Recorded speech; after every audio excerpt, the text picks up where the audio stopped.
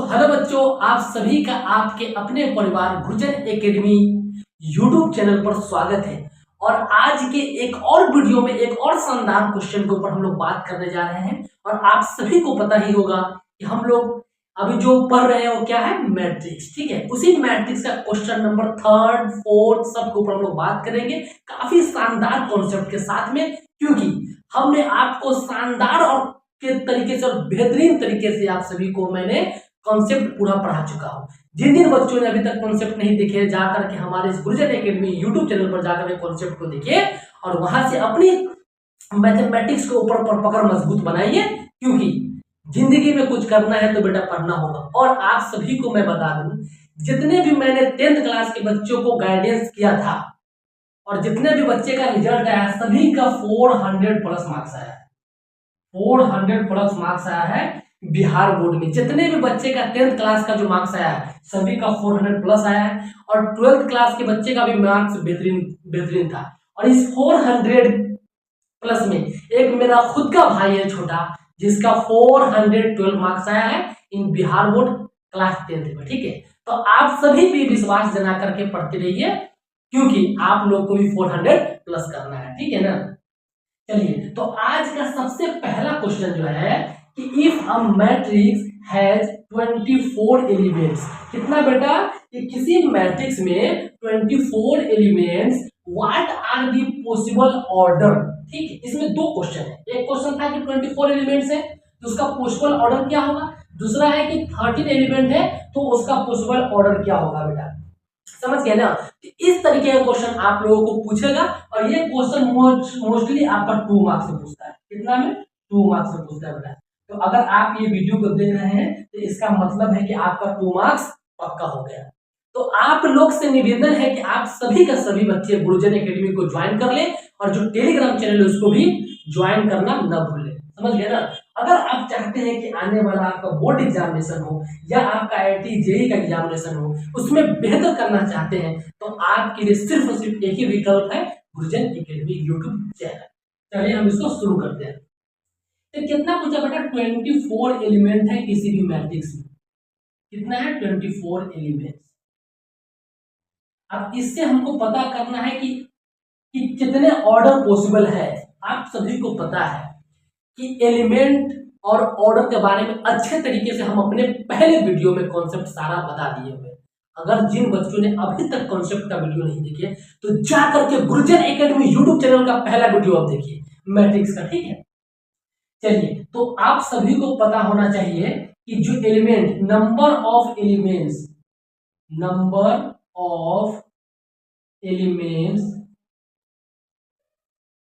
कैसे निकलता है बेटा, तो रो इनटू कॉलम।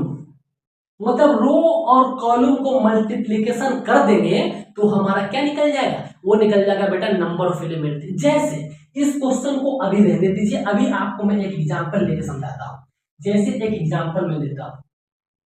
ठीक है, अगर मान लीजिए कोई मैट्रिक्स है, इस मैट्रिक्स में मान लीजिए 1 2 3 5 6 0 9 2 0, यह कुछ एलिमेंट है। ठीक है, इस मैट्रिक्स के अंदर अगर पता करना हो कि सबसे पहले कि इसका ऑर्डर क्या होगा। ठीक है, ऑर्डर क्या होगा, तो ऑर्डर निकालने के लिए सबसे पहले रो और कॉलम को हम लोग फाइंड करते हैं। और आपको सभी को पता है कि ये सब को हम लोग क्या बोलते हैं, रो बोलते हैं। First row, second row, third row. ठीक है, R1 R2 एंड R3। ठीक है, और जो ऐसे दिया हुआ है उसको कॉलम बोलते हैं। First column, second column and third column. ठीक है, C1 C2 एंड C3। ठीक, आपको समझ में आ गया होगा। अगर इस तरीके से एलिमेंट है बेटा, ऐसे ऐसे सोया हुआ है तो क्या होगा, रो होगा। ऐसे खड़ा है तो कॉलम, ये सोया हुआ है खड़ा हो गया, सोया हुआ ये खड़ा हो गया, खड़ा होने के बाद कॉलम में और सोने के बाद रो में। समझ में आ गया होगा। ठीक है, तो अगर मान लीजिए कि इसका ऑर्डर लिखना है तो ठीक है, ऑर्डर कैसे लिख लेंगे हम लोग, कैसे लिखेंगे, सबसे पहले R इंटू सी लिखते हैं, मतलब रो इंटू कॉलम। सबसे ऑर्डर लिखने वक्त आप लोग याद रख लीजिए कि सबसे पहले हम लोग रो को लिखते हैं, उसके बाद कॉलम को। इसमें रो कितना है, 3 रो, 3 रो इंटू, और कॉलम कितना है, कॉलम इसमें 3 आया। तो 3 रो और 3 कॉलम का क्या है, ये मैट्रिक्स है। अगर इसका एलिमेंट पूछे कि number of elements, number of elements क्या होगा बेटा, तो बता दीजिए। तो क्या होता है, रो इनटू कॉलम का मल्टीप्लीकेशन। अब इसमें रो कितना है, रो है आपको 3 और कॉलम कितना है 3, तो 3 इंटू 3 कितना हो जाएगा 9। अब ये 9 जो आया ना बेटा, ये 9 नंबर ऑफ एलिमेंट्स इस मैट्रिक्स में होना चाहिए। अब बिल्कुल होगा, काउंट कर लीजिए 1 2 3 4 5 6 7 8 9 नंबर ऑफ एलिमेंट प्रेजेंट है। इससे आप लोग को समझ में आया ना कि नंबर ऑफ एलिमेंट कैसे निकलता है और ऑर्डर कैसे पता चलता है। समझ गए, जहां तक आप लोगों को समझ में आ गया होगा, तो आप लोग एक एग्जांपल के तौर पर इसको लिख सकते हैं, आपको काफी हेल्पफुल होने वाला है, ठीक है, किसी भी क्वेश्चन बनाने को। चलिए अब हम लोग सीधा इस क्वेश्चन के ऊपर आता है। इससे पहले इसको हम लोग हटाते हैं, ठीक है, इससे पहले हम लोग इसको हटाते हैं। चलिए अब हम लोग बात करते हैं क्वेश्चन के ऊपर कि 24 एलिमेंट किसी भी मैट्रिक्स में गिवन है। कितना है, 24 एलिमेंट्स। 24 एलिमेंट्स गिवन है मैट्रिक्स में, बिल्कुल है। इससे हम लोग ऑर्डर फाइंड करना है। आप एक बात याद रख लीजिए कि आप सभी को तो एक चीज पता होगा, क्या पता होगा, प्राइम फैक्टर या प्राइम नंबर। प्राइम नंबर के बारे में पता है बेटा? देखिए क्वेश्चन बहुत ही आसान है, लेकिन इसमें बहुत सारा छोटा छोटा चीज आपको मैं इसलिए बता रहा हूं ना कि मैथमेटिक्स सिर्फ क्वेश्चन के रिलेटेड कॉन्सेप्ट नहीं पढ़िए, पूरा मैथमेटिक्स का कॉन्सेप्ट पढ़िए, ताकि कोई भी क्वेश्चन फंसे नहीं, सब बने, ठीक है। इसीलिए सब कुछ मैं आपको बता। देखिए अब प्राइम फैक्टर क्या होता है, प्राइम फैक्टर क्या होता है कि ऐसा नंबर जो 1 से और इटसेल्फ मतलब खुद से, अपने आप से कटे, मतलब 1 से डिवाइड हो और अपने आप से डिवाइड हो, उसी को बोलते हैं प्राइम नंबर, उसी को बोलते हैं प्राइम नंबर। बात में समझ में आ गया? अगर मान लीजिए ये प्राइम नंबर हो गया, अगर मान लीजिए कि फैक्टर, अगर फैक्टर पूछे, फैक्टर देखिए आपको समझ में अगर ऐसा आ रहा होगा कि सर क्या क्या पढ़ा रहे हैं, बेटा बहुत ही काम का चीज पढ़ा रहे हैं। सिर्फ क्वेश्चन का सोल्यूशन से आपका नैया पार नहीं होने वाला है, कॉन्सेप्ट सीखना ही पड़ेगा, समझ गए ना। तो अगर मान लीजिए कि फैक्टर पूछे, फैक्टर, ठीक है, अगर मान लीजिए फैक्टर अगर पूछेगा 6 का, तो 6 का फैक्टर क्या क्या होगा, 6 का फैक्टर 1 2 3 क्या होगा, 4 होगा नहीं, 5 होगा नहीं, 6 होगा, मतलब यही फैक्टर होगा ना। मतलब ऐसा नंबर होना चाहिए जो 6 को कंप्लीटली डिविजिबल कर दे, वही फैक्टर होता है ना। बस क्वेश्चन में भी वही करना है, क्वेश्चन में भी वही करना है, क्वेश्चन में भी बेटा वही करना है। अब हम लोग बात करते हैं पॉसिबल ऑर्डर का, पॉसिबल ऑर्डर, ठीक है। लेकिन एलिमेंट कितना है, 24। अब 24 एलिमेंट को हम कैसे कैसे लिख सकते हैं, रो और कॉलम को, जिसे रो और कॉलम में कैसे लिख सकते हैं, देखिए 1 इंटू 24। अब कहने का मतलब ये हुआ बेटा कि अगर एक रो होगा तो 24 कॉलम होना चाहिए, ठीक है। इसको हम लोग कैसे लिख सकते हैं, 24 इंटू 1, 24 इंटू 1, मतलब 24 अगर रो होगा तो 1 कॉलम होगा। फिर क्या लिख सकते हैं हम लोग, 2 इंटू 12, फिर क्या लिख सकते हैं 12 इंटू 2, फिर क्या लिख सकते हैं हम लोग 6 इंटू 4, 4 इंटू 6, 3 इंटू 8 और 8 इंटू 3। समझ में आ गया?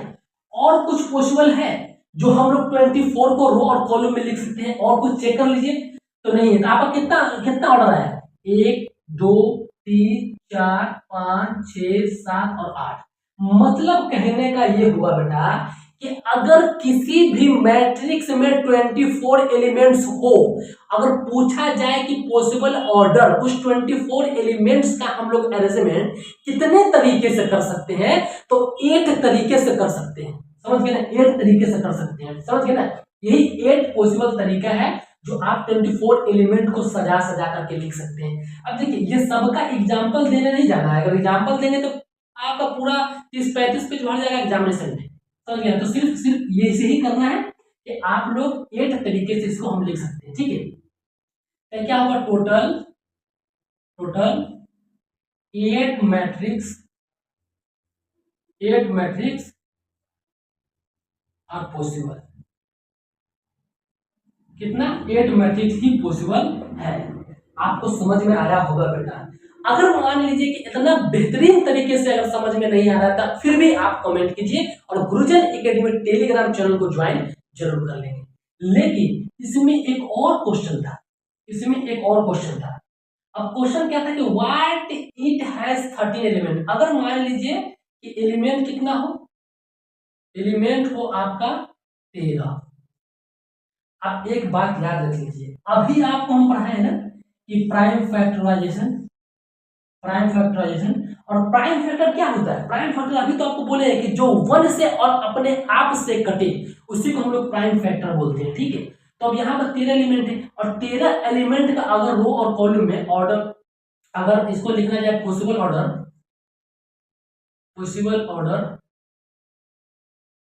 तो क्या लिखेंगे? 1 इंटू 13 पहला, ये रो ये कॉलम, दूसरा 13 इंटू 1। अब एक चीज बताइए, दुनिया में कोई भी ऐसा नंबर है जो दो नंबर को मल्टीप्लीकेशन करने के बाद 13 है? 1 और 13 के सिवा कोई भी ऐसा नंबर है? नहीं है, क्योंकि ये प्राइम फैक्टर है भाई, ये प्राइम फैक्टर है, इसीलिए इसका सिर्फ और सिर्फ 1 और अपना आप खुद ही उसका फैक्टर होगा, समझिए।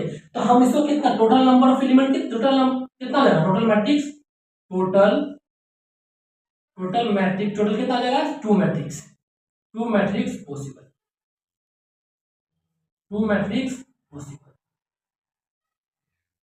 ठीक है। तो ये फैक्टर और प्राइम फैक्टर पढ़ाने का यही मतलब नहीं था, उसके पीछे कुछ ना कुछ लॉजिक था। अब जो बच्चा इसको देख लेगा कि हैश 13 एलिमेंट, सीधा वो क्लिक कर देगा, ये तो प्राइम फैक्टर है और प्राइम फैक्टर 1 और अपने आप से करता है, तो उसका सिर्फ और सिर्फ पॉसिबल ऑर्डर ही होगा, 2 ही होगा, समझ आ गया ना। इसी तरीके से कहते हैं कि अगर 12th क्लास का मैथ पढ़ रहे तो सिर्फ 12th क्लास के कॉन्सेप्ट के इर्द गिर्द ही मत घिरिए। मैथमेटिक्स वो जाल है ना, आपको कि पूरा एकदम नीचे से लेकर ऊपर तक पूरा को बनाना पड़ेगा, तब जाकर के आप अच्छा और बेहतर मार्क्स स्कोर कर सकते हैं, समझ गए। तो आई थिंक आपको ये क्वेश्चन नंबर जो 3 था, 2 था, ये अच्छे तरीके से समझ में आया होगा, ठीक है। और सेम इसी तरीके का क्वेश्चन नंबर 3 है। तो आप सभी से मैं ये कह रहा हूं और आप सभी ये मेरा वादा मानिए कि क्वेश्चन नंबर 3 का आप सोल्यूशन कर करके कमेंट जरूर करेंगे। अगर मान लीजिए कोई भी दिक्कत हो तो आप हमारे गुरुजन एकेडमी यूट्यूब चैनल के थ्रू भी बता सकते हैं, और नहीं तो हमारा गुरुजन एकेडमी टेलीग्राम चैनल तो है ही, वहां पर आप कमेंट जरूर करें। तो अब हम लोग सीधा बात करते हैं क्वेश्चन नंबर 4 के ऊपर आते हैं और क्वेश्चन नंबर 4 को देखते हैं, ठीक है। क्वेश्चन नंबर 4 क्या है? क्वेश्चन नंबर 4 जो है ना बेटा, इतना शानदार क्वेश्चन है कि ये क्वेश्चन एग्जामिनेशन में आता ही आता है। और क्वेश्चन नंबर 4 बोला है कि कंस्ट्रक्ट 2x2 मैट्रिक्स। आप 2 रो और 2 कॉलम का एक मैट्रिक्स कंस्ट्रक्ट कीजिए, लेकिन कंडीशन क्या है कि उसके अंदर जितना भी एलिमेंट होगा वो इस तरीके से फुलफिल होना चाहिए। और ये क्वेश्चन नंबर 4 में 3 क्वेश्चन गिवन है, 1 2 3। ये तीनों क्वेश्चन का सॉल्यूशन हम लोग देखेंगे अच्छे तरीके से। तो एक क्वेश्चन ही काफी है, बाकी 2 क्वेश्चन यूं ही बन जाएगा। तो आप सभी को पता होना चाहिए कि ए 2x2 का मैट्रिक्स बनाना है, कितना का? 2x2 का, यहाँ बोला है 2x2। अगर मान लीजिए कि मैट्रिक्स कैसे कंस्ट्रक्ट होता है, अगर आप लोगों को ये सब कॉन्सेप्ट नहीं पता है तो आप जाकर के मैट्रिक्स का पहला वीडियो देखिए तो समझ में आया कॉन्सेप्ट। तो सबसे पहले हम लोग क्या लिखते हैं? A11, फिर A12, फिर A21, A22। समझ में आ गया बात कि यही होगा ना। 2 रो, देखिए 1 रो 2 रो 1 कॉलम 2 कॉलम, 2 रो 2 कॉलम का आपको यही मैट्रिक्स है। और इसी के पोजीशन को अब देखिए, अल्टीमेट आपको बोला है कि A11 का वैल्यू निकालिए, A12 का वैल्यू निकालिए, A21 का वैल्यू निकालिए और A22 का वैल्यू निकालिए। अगर मान लीजिए कि ये चारों वैल्यू हमें पता हो गया तो यहाँ पुट कर देंगे, हमारा 2x2 का मैट्रिक्स रेडी हो गया। लेकिन यही इस कंडीशन के थ्रू हमको पिक करना है। आप एक बात याद समझिए, यहाँ पर थोड़ा समझिए चीजों को।